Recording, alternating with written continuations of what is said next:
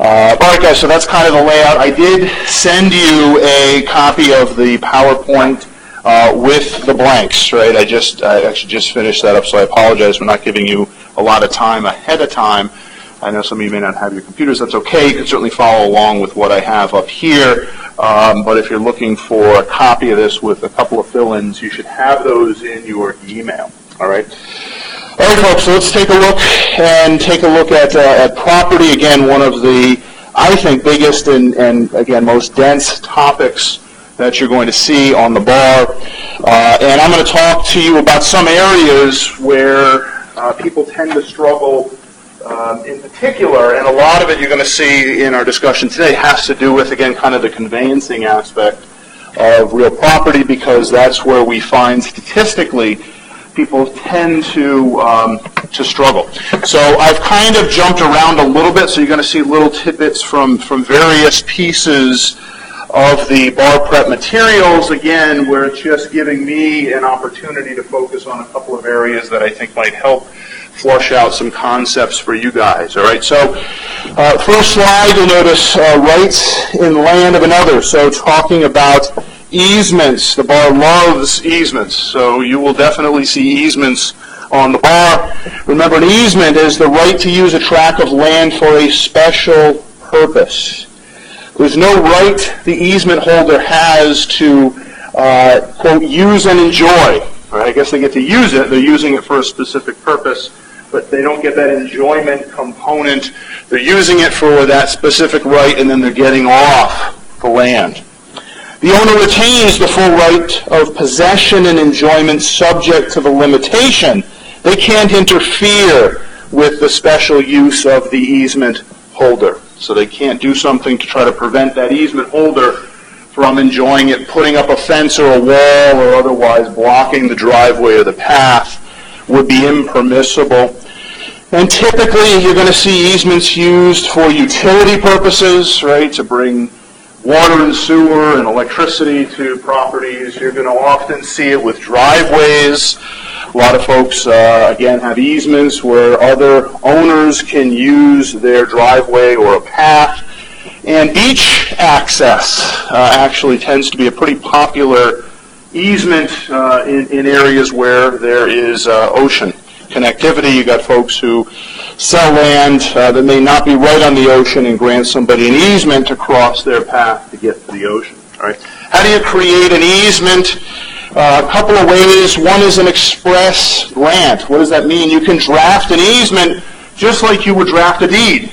All right. So you can put a document together that lays out what the terms of the easement are. Please note, statute of frauds applies.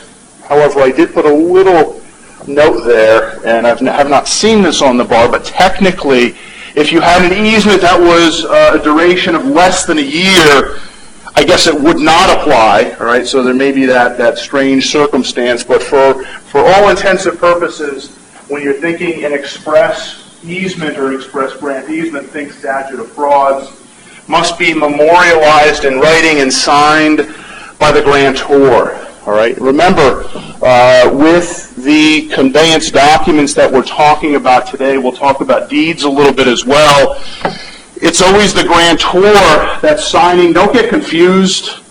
The grantee, the person who's getting the right, getting the land, getting the easement, they don't have to sign the document. Okay. The grant of an easement or a deed of land, it's signed by the grantor, the person giving, not the grantee. Right? So don't get tricked in that respect. If you see a question that says the easement or the deed was invalid because it wasn't signed by the grantee, that's an incorrect statement of law. How else can you have an easement? An express reservation. So I'm conveying land to a third party, but in the deed I am expressly reserving my right to continue to fish in the pond, right, or do something on that land. So when I'm conveying what I have, I'm actually not conveying 100%. I'm withholding some benefit for myself as part of that transaction. That's an express reservation easement. A few others, folks. Prescription, a prescriptive easement. If you see that concept, think adverse possession. So you can essentially adversely possess an easement. However, it's a little different. I'll talk about that in a second, but the same requirements apply. Open, notorious, adverse, continuous, uninterrupted for the statutory period. You have to have all those same elements in order to have a prescriptive easement. However, can anybody think what's the difference between a prescriptive easement and adverse possession? Does anybody have an idea? Go ahead. I'm just throwing it out there. But conceptually. Adverse possession, you're saying they're autolytics in the terms of open notorious. Yeah. Easements because you want to use the property for usage, being that of adverse possession. Good. Yeah, so it's really for a limited purpose. So again, think of the beach path, right? So I do all these things where I'm really trespassing on someone's land to get to the beach, right? I keep doing it, and I'm doing it open, notorious, adverse, continuous, uninterrupted. I haven't done enough to adversely because I don't own that path, right? I'm not living there and gardening and mowing. I'm just using it for purposes of getting to the beach. That's an easement, and if I do it for a long enough period of time and I meet those requirements, I have a prescriptive easement, right? So again, think of it like adverse possession, but you haven't done enough to actually own the land, but you've done enough to create an easement. And then implication is the other way you can have an easement created. These arise by operation of law. As you guys are learning, there's always exceptions, right? Every time you think you have a rule down, there's exceptions. So an easement by implication is an exception to the statute of frauds that I just told you about, because these arise by operation of law in and of itself. So there's three kinds, folks. There's an easement implied from the existing use. So, for example, a grantor had been using a driveway access to her land for access, to access the rear of a building that she sold. The use of the driveway over the land is reasonably necessary if it would cost a significant amount of money to build a new access road, right? So does everybody understand? So I've got a piece of land, I've got a building on it. I've always used this little piece of land to get back and forth to my building. I sell you the building, but don't include any type of easement to get there. Maybe there's some other long route that you might have to use to get there. The court can find that, in fact, there was an easement implied from the existing use. When you used that building, you always used that little shortcut path between the road and the building. So therefore, that easement is implied that the new owner is going to need that same usage, that same access in order to be able to use the building. Easement. The second option is an easement implied without any existing use. Again, kind of a smaller example, not something you're really likely to see, but it's kind of like the first example, except there was no pre-existing use. So, for example, the right to use private roads on a new subdivision, right? So I'm a contractor, I set up a new subdivision. Obviously, again, needing to get to your lot, the private roads that I'm setting up, you would be able to have access to those. It's implied from the plan and from the lot in which I sold you that you would be able to use those private roads, even though they have not been used before, like in example 1, because it's a new subdivision. The last one, folks, is easement by necessity. So again, I have a 50-acre tract of land, and out of that 50 acres, I sell you 5 acres right in the middle, right? The easement by necessity indicates that an owner who sells land with no access, you must have a reasonable easement by necessity in order to allow someone to use and enjoy that property. Please note, again, the last few words of this slide, until other access is obtained. So, again, in my 50 acres in which I'm selling to, there's got to be some way that the owner can get there. So if we haven't otherwise negotiated it, the court can find that an easement by necessity exists that allows the person to get to and from their property.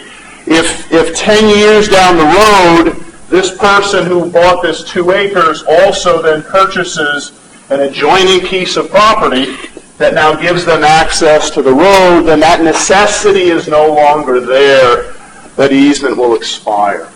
Okay, so easement by necessity, again, you would really only see that in kind of a situation where someone is selling a piece of landlocked land.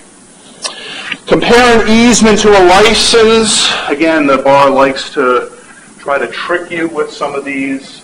Remember that a license is simply a privilege that the holder has to go on the land of another for a purpose. It is not an estate or interest in land. It is merely a privilege revocable at the will of the licensor.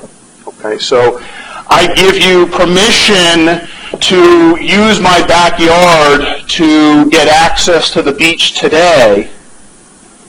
Doesn't mean I've given you an easement, right? I have given you a license. Go ahead. You can use, take the stroll across my yard and get to the beach today. That's fine. It's a beautiful day. That's a license, not an easement. And again, I can revoke that at any time. It's personal. So just because I have given you a license for today to walk across my backyard to get to the beach doesn't mean you can turn around and sell that to the highest bidder. It's personal to the licensee, not assignable. And as I said, it's revocable by a manifestation of the licensor's intent to end it. All right? So you'd have to look at the facts to see how long we intended this license to go forward. Maybe I'm going to give you a license to walk across my backyard this summer, right? All summer you can cut across my backyard. I'm not giving you an easement. I'm giving you a license. I can revoke it when I want, but if I'm also giving you an intent or a date as to when that's going to expire, then that makes it clear at the end of the summer this license is gone. All right? Again, guys, we're jumping around a little bit because I'm trying to pick up bits and pieces from important concepts that they tend to test a lot on the bar and that people tend to struggle with a little bit. So we're shifting gears a little bit, and we're talking about marketable title. So again, marketable title is defined as being reasonably free from doubt. And let me just take 2 steps back. When I say marketable title, you're going to see this concept in a transfer of real property. So you as the purchaser have a right to marketable title. Okay, and we'll get into the warranty deeds and the different types of deeds in a minute. But in general, you have the right to marketable title regardless of what type of deed you're receiving. I just want to make sure that you understand the concept. Like so many concepts in law are not perfectly black and white. There's always this gray area. Reasonably free from doubt. It is title a reasonably prudent person would be willing to accept. It need not be perfect, but it must be free from questions that might present an unreasonable risk of litigation, right? And that makes sense. You don't want to buy land and essentially be buying a lawsuit in conjunction with that. You want title that you're going to be able to use, enjoy, mortgage, rent, sell, do whatever else you may want to do. Basically, you're looking for unencumbered fee simple with good record title at the time of closing. Please note, at the time of closing. Please note, at the time of closing, marketable title has to be at the time of closing. So you could contract to buy a piece of land that does not have marketable title now. That's okay. At the time of closing, that property must then be marketable. Okay? At the time of closing, being conveyed. Even for a land contract in which a person is making payments over time, right? So if you're buying property over time, the marketable title test occurs at the time of the closing. What would make something not marketable? defect in the chain of title. That's a pretty significant one. If there's variations in the property description, so you're looking back at the title to the property and the description is changing, the meets and bounds is changing. If there are defective recordings, so unsigned deeds or mortgages that haven't been discharged, actually we'll get to that in a second as encumbrances. If there is some evidence of lack of capacity of a grantor, or, note the last item I have listed, if you claim title by adverse possession, technically that's not marketable title.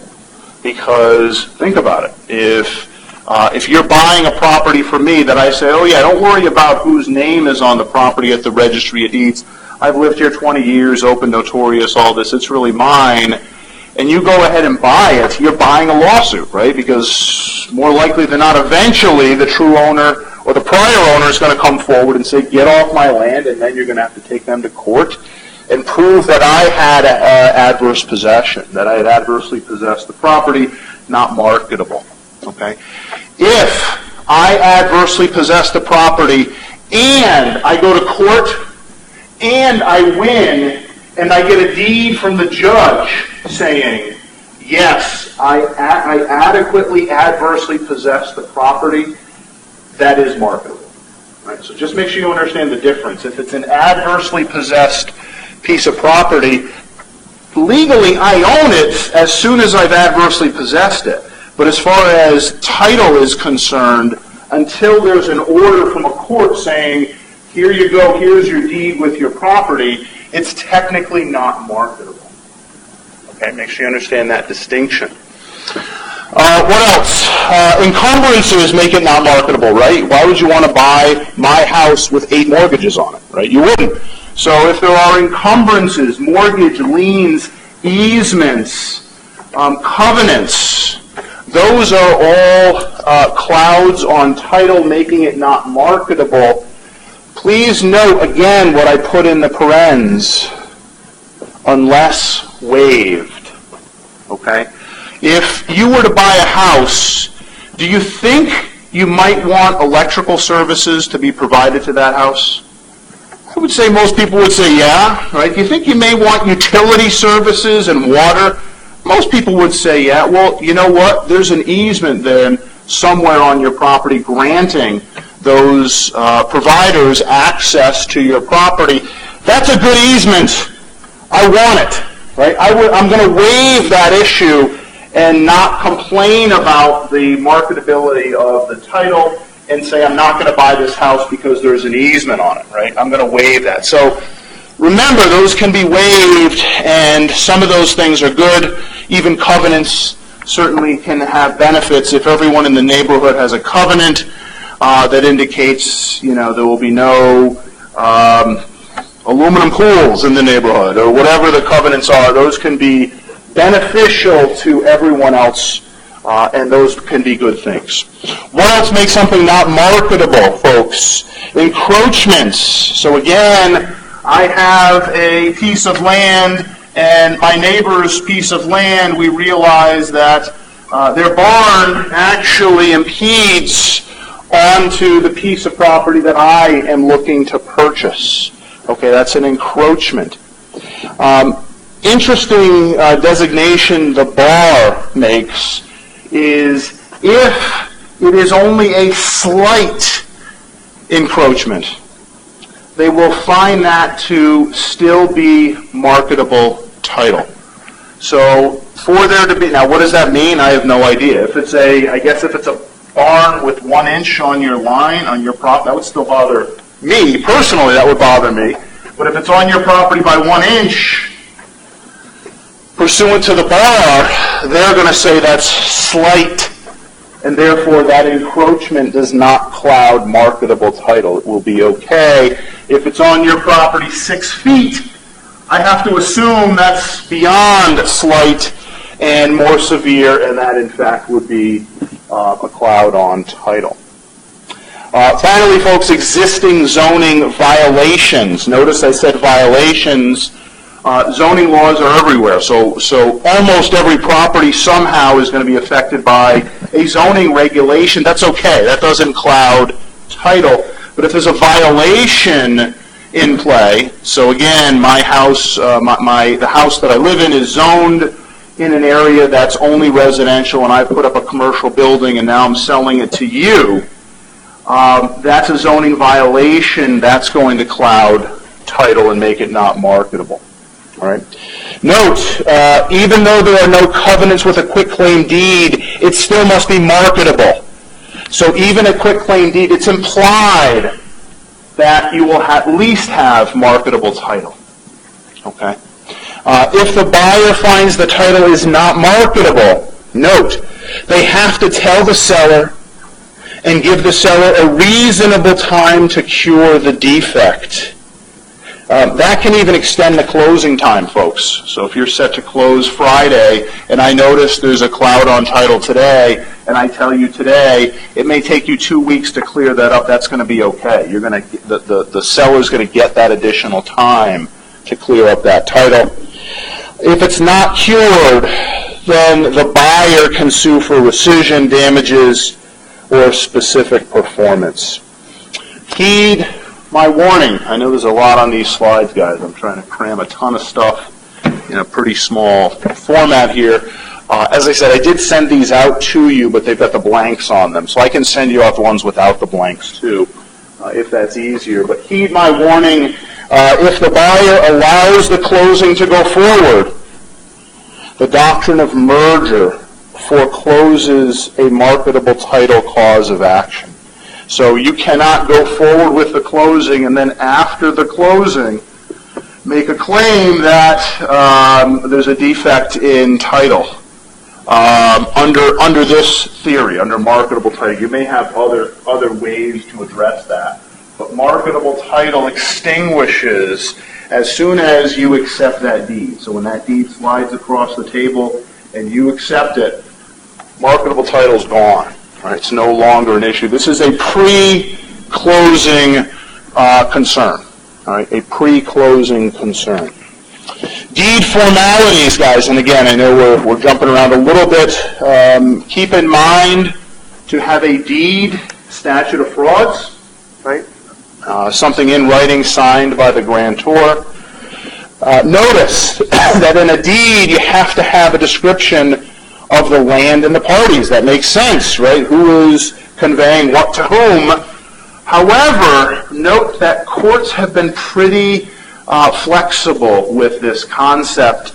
It does not have to be formal, but it must be unambiguous. So believe it or not, a deed that said something like, I grant my home to my son, might be deemed a valid deed because I can be identified, Justin Dion, my home can be identified, my home address, and my son, whom I only have one, can be identified. Certainly not the best practice, but from meeting the minimum requirements of a deed, the description of the land and the parties that I described would satisfy that. All right. Words of intent, generally you're looking for the word grant somewhere in the deed. If it said give to or convey to, probably okay, but grant is really the standard language you want to see in a deed. Please note this, guys. A lot of people get tripped up.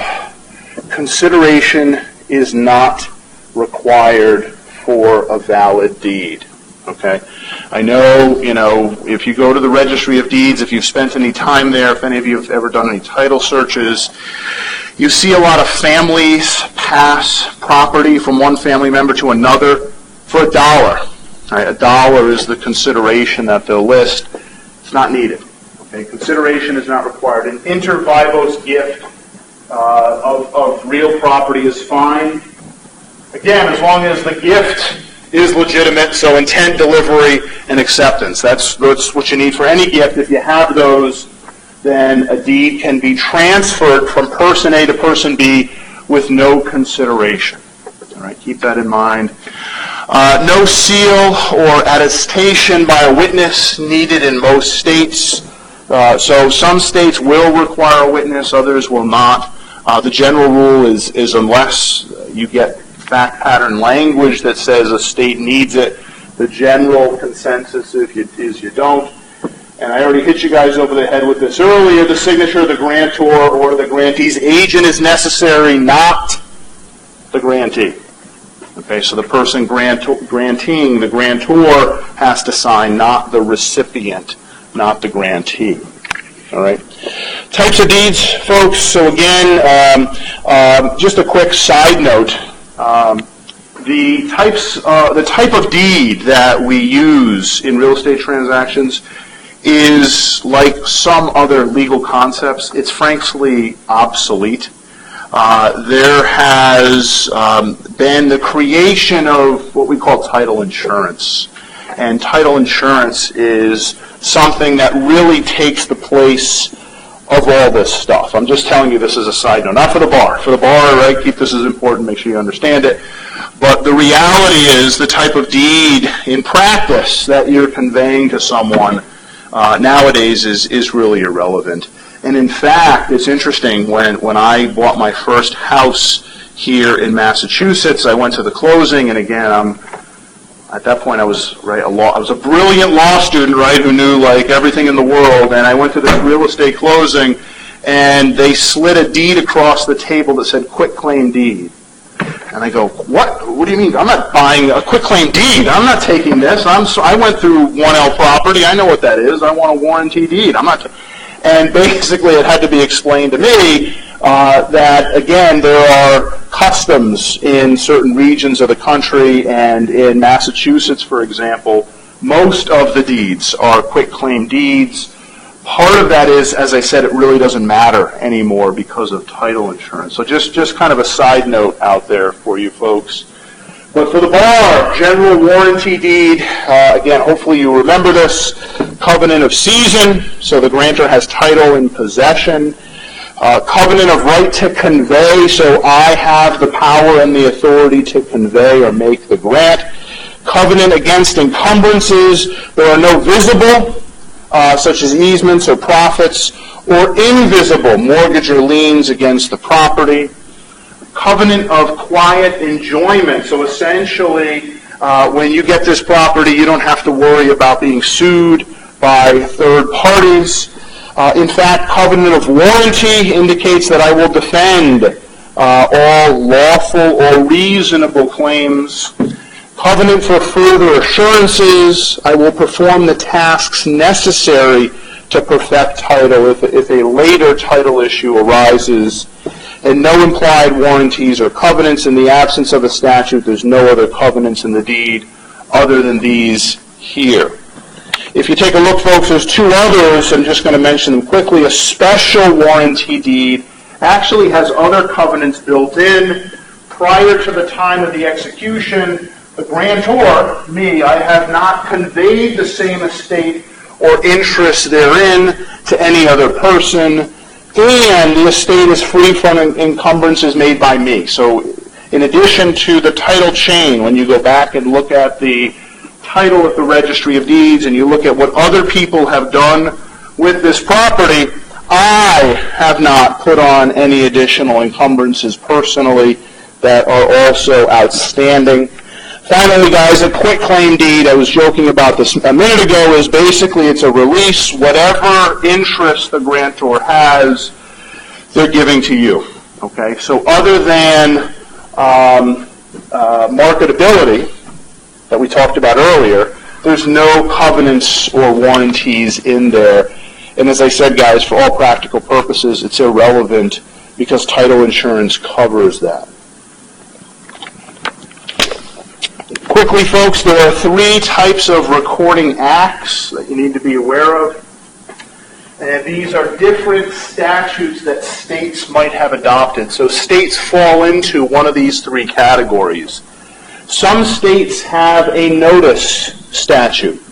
What that says is a subsequent bona fide purchaser with no... Let me take one step back, guys, just to put this in context so we're all on the same page. This simply has to do with a wrongdoer, a property owner who is a wrongdoer is conveying the same property to multiple people. Okay, that's really what this applies to, just to make sure it's all in context. So under a notice statute, a subsequent bona fide purchaser with no actual or constructive knowledge, they prevail over a prior grantee who failed to record. Here's the example. O conveys to A, who does not record. O then conveys to B, who had no knowledge of the prior transfer.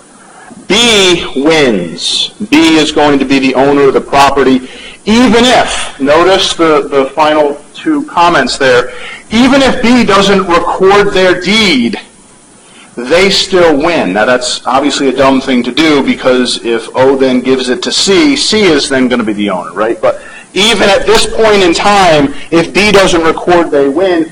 Even if A finally wakes up and records their deed, it's too late under the notice statute. Because I, as B, didn't have notice of you. I don't care what you do. It's mine. Okay? Race notice, a little different. So again, a subsequent bona fide purchaser is protected only if she records before the prior grantee. O conveys to A doesn't record. O conveys to B, again, bona fide purchaser. In this example, A finally wakes up and records, A wins. Okay, so A wins. The bona fide purchaser is only protected if they record before the prior grantee. And last but not least, folks, the easiest of the three, a race statute, first in time, first in right. Right? Whoever records first wins. Notice is irrelevant. All right, so I may know that the wrongdoer is handing out multiple deeds. I may be aware of that. If I get the fastest running shoes on, I can scoop that deed up, record first, I'm going to win. All right.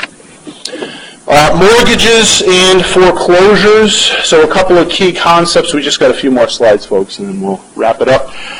Mortgages and foreclosures. There are two different state theories that exist. There's a lien theory state and a title theory state. Massachusetts, for example, is a lien theory state. And what that says is the mortgagee is the holder of the security interest only, and the mortgagor is the title owner unless a foreclosure terminates ownership. Right? Again, guys, just you got to be clear with terminology. Mortgagor, right, or like grantor, I'm the one giving the mortgage. I'm the homeowner. So the homeowner is the mortgagor. I'm the one signing the mortgage. The mortgagee is the one receiving. They're the bank in this situation. So in Massachusetts, I own a house and I have a mortgage on my house. We are a lien theory state.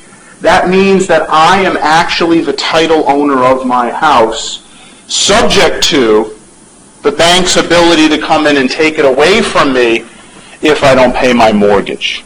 All right? Compare it to a title theory state, a little different. Title theory puts title of the house in the bank's possession until the loan is satisfied. So legal title is in the mortgagee until the loan is satisfied. Okay, so I think that one just irks me a little bit. I like title theory. I like lien theory, knowing like I own the house. Yes, I may lose it. I know it's really the same thing, but in a title theory, it's like you never really have title to that house until and unless you pay it off, which for most folks is never, right? You're always paying your mortgage. Foreclosure is the process by which the mortgagor's interest in the property is terminated. Property is sold to satisfy the debt in whole or in part. And there's two ways that this can be done. Again, guys, it varies from state to state. A judicial sale is a foreclosure and sale process overseen by the courts. All states allow this, but many of them have adopted power of sale and have chosen to use that way to foreclose. So in a judicial sale state like Connecticut, if you do not pay your mortgage, the bank has to go to the court and the court is the one that oversees the foreclosure process. Believe it or not, many states, it's the minority view, but there still are many states like Massachusetts that are power of sale states. What that means, folks, is in Massachusetts, when you sign a mortgage, right in the mortgage itself, it says the bank has the power of sale. What do I mean by that? The bank can foreclose on your house in Massachusetts with no judicial oversight. They have to follow a simple procedure. They have to essentially acknowledge you're not in the military, and they do that by sending you a certified letter, and they publish it in the paper. Then they just set it up for an auction, and that goes in the newspaper too, and then they have their sale. What if the bank, what if you don't owe them money? What if they screwed up somehow their accounting? Well, you're in a bad spot because you have no court to go to complain, with limited exception. And I'll tell you guys again, folks, just a little bit off the course here, is as you guys know, I did a lot of bankruptcy work. And unfortunately, there were a number of times I had to file bankruptcy for people to stop the bank from foreclosing on their house because the bank screwed up its accounting and they actually didn't owe the bank any money. But there's no other way to stop the train.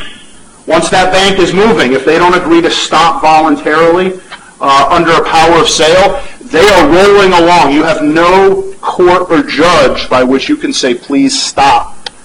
Except bankruptcy, you could try to file some type of injunctive relief in the Superior Court, but they generally won't hear that stuff. They just kick it out, and then you're stuck filing bankruptcy. So anyway, just a side note, we actually, myself, I was part of a team of other lawyers that was pushing the legislature in Massachusetts to change, to make Massachusetts a judicial sale state.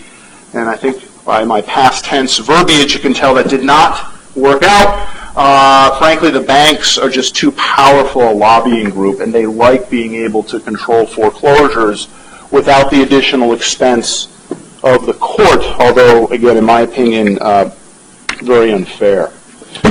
Priorities, folks. I think this is, this will be essentially our last little topic here, and then I've got a couple of questions for you. So, again, important to remember when you're talking about foreclosure, who gets paid first, right? And a lot of that depends on priorities. So when a mortgage is foreclosed, a buyer will take title as it existed when the mortgage was placed on the property. Simply said, folks, foreclosure will terminate junior interests, but not senior interests. All junior mortgages, liens, easements are wiped out by foreclosure. All of the junior interests have a right to pay off or redeem the senior foreclosing mortgage to save their interest from being destroyed. Thus, all those junior interests are necessary parties to the foreclosure action and must be given notice of the foreclosure, otherwise their interest and right to redeem may continue. So again, folks, if you have a house and it has 4 mortgages on it, and again, we look at this to see who recorded first, right, giving priority to that first mortgage. If mortgage number 2 is going to foreclose because they have not received payment, if they are successful, the foreclosure will discharge or release all of the junior mortgages that are on record, but it has no effect on the senior mortgage. All right, so that is still out there. All right, I'll tell you again, guys, another quick story. In addition to wearing, I guess, what I call the white hat in helping a lot of people through bankruptcy who had gone through some really, really tough times. As a lawyer, sometimes you got to wear the black hat. So I represented the banks in some cases as well. And again, you got to get paid, and banks always pay. That's one thing they're good at, is you send them a bill and they pay. And I did a lot of foreclosure work earlier on in my career, and I represented a bank that I think there were 3 mortgages in this particular situation, but we had the second mortgage on this property and went and foreclosed. Again, we don't need court because we're in Massachusetts, so we just did our thing. And somebody came forward. I can't remember the numbers, but let's say it's a $300,000 house, and the first mortgage was $200,000. And ours was $100,000, and then they had like a home equity line of like $50,000, right? So you can see there was no money left in the property. But we were the second mortgage, and at the auction bidding, and somebody came up and bid. I'm trying to remember how it worked. I don't know. They bid like $250,000 or something, and we were like, what is this guy doing? He was bidding $250,000. And what ultimately ended, and by the way, that clearly won. That won the auction in that specific case. But what this person didn't know, I think they were looking to get into home flipping, where you go out and you buy a house and you flip it. Do you see the problem? What's the problem? The problem is either they didn't know or didn't understand how a foreclosure worked, because our foreclosure on this mortgage did what to the first mortgage? Nothing. So he basically paid $250,000 plus was still going to owe $200,000 on a first mortgage. So he basically paid $450,000 for a house that was probably not even worth $300,000 at that point, right? He didn't understand the mechanics. And I remember afterwards, he tried to get out of the deal, not surprisingly, and the bank wouldn't let him off the hook.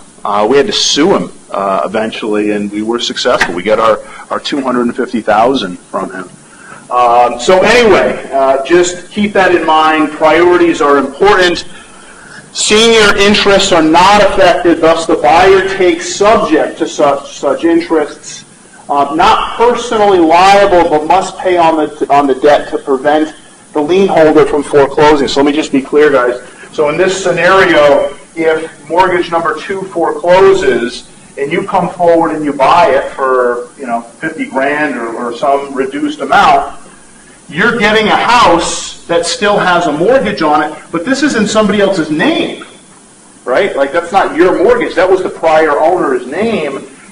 Pursuant to the note at the bottom, what that means is you, as the new owner, you better keep making payments on that other guy's mortgage.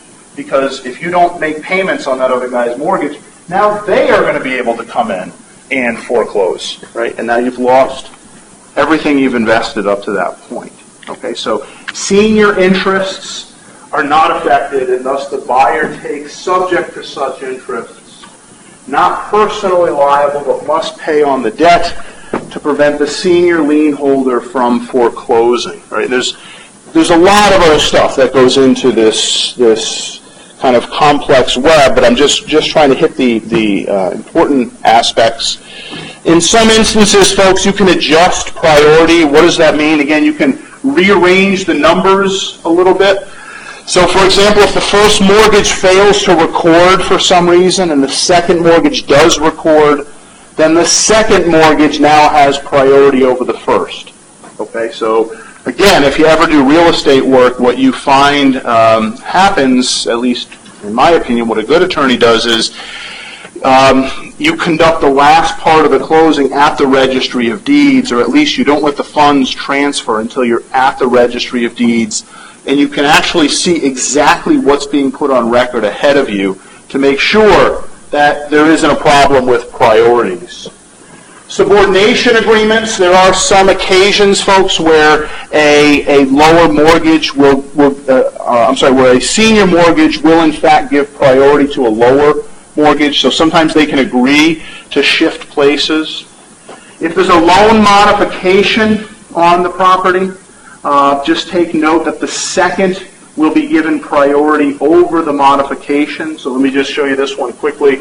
If you've got a first mortgage of $250,000 and you've got a second mortgage of $50,000, and for whatever reason you're having problems paying your first mortgage, and you basically go in and you rework the deal with them, and they say, you know what, you're behind, but what we'll do is we will increase your mortgage to $300,000, and we'll lower the interest rate.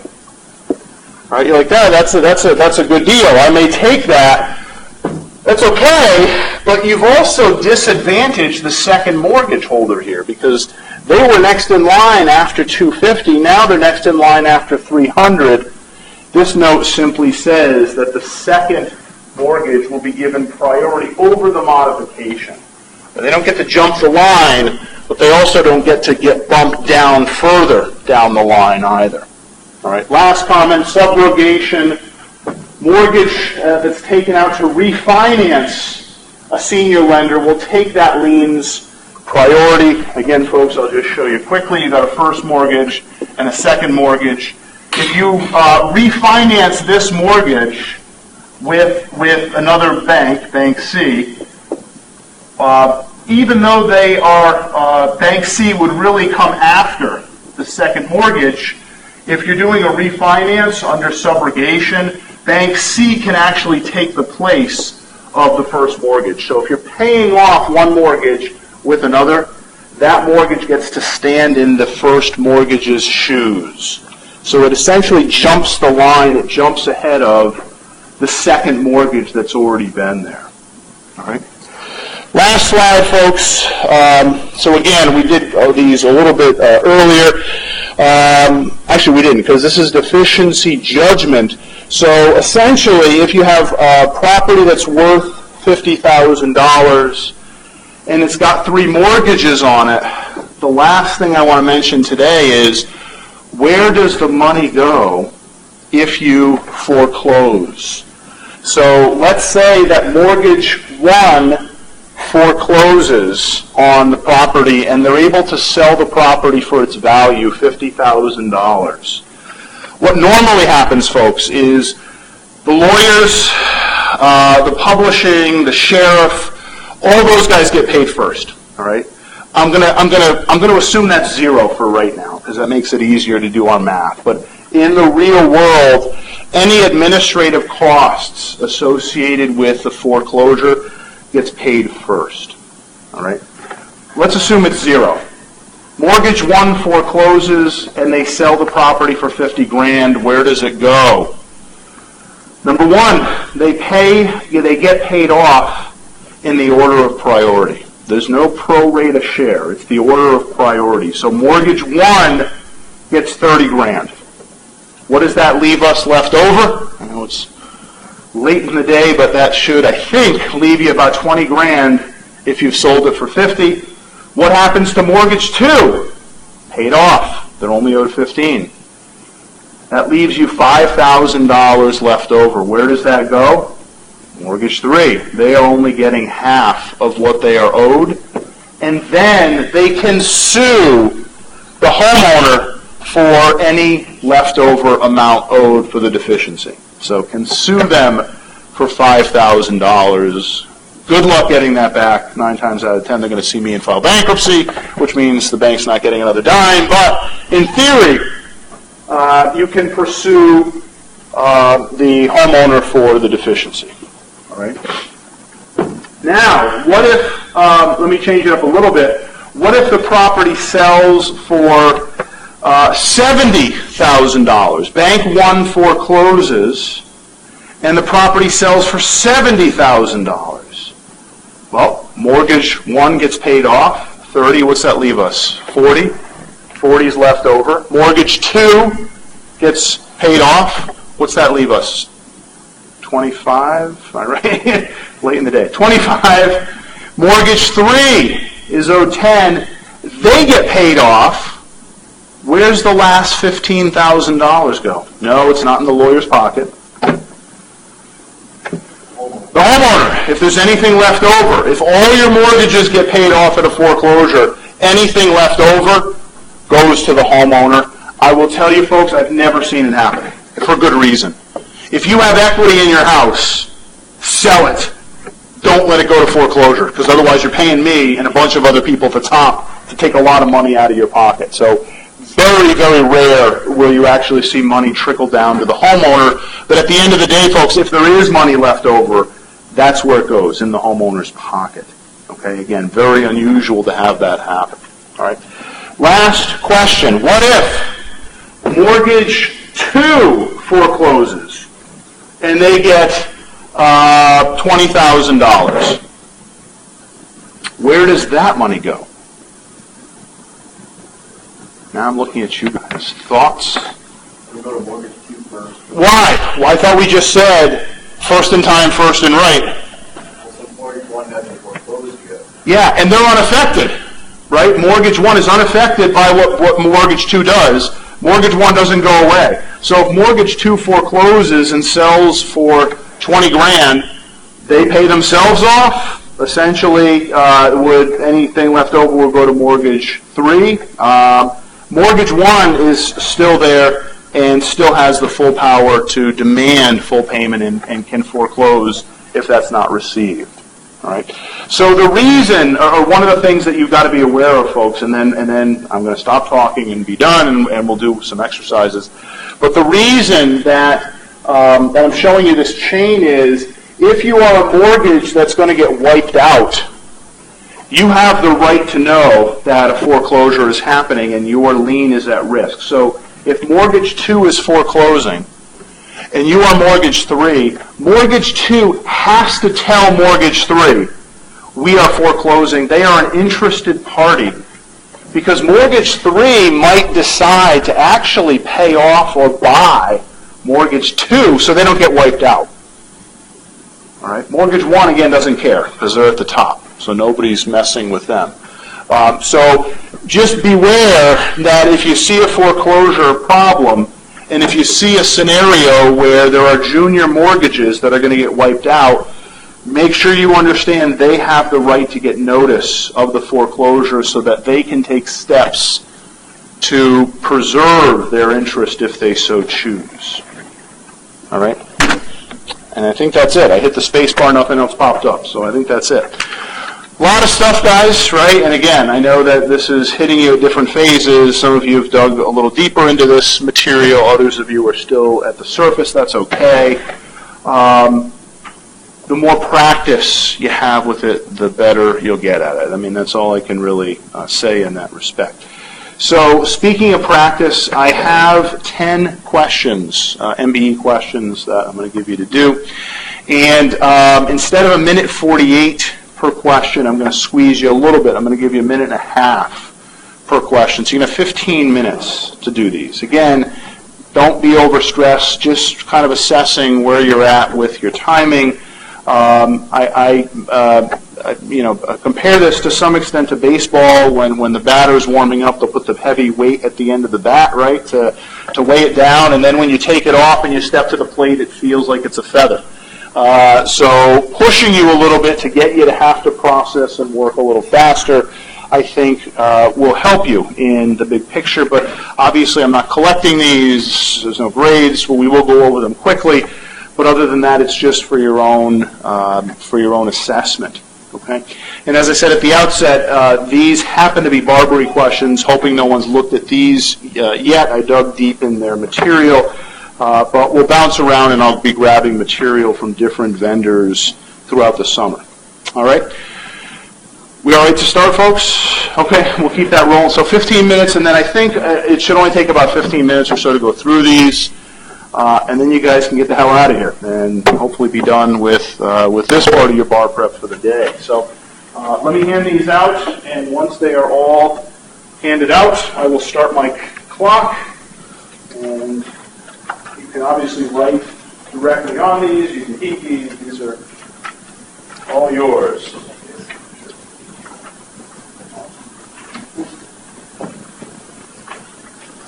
Everybody got one? All right, folks, give me just a second. Up there. 15 minutes to do 10 questions. Beginning.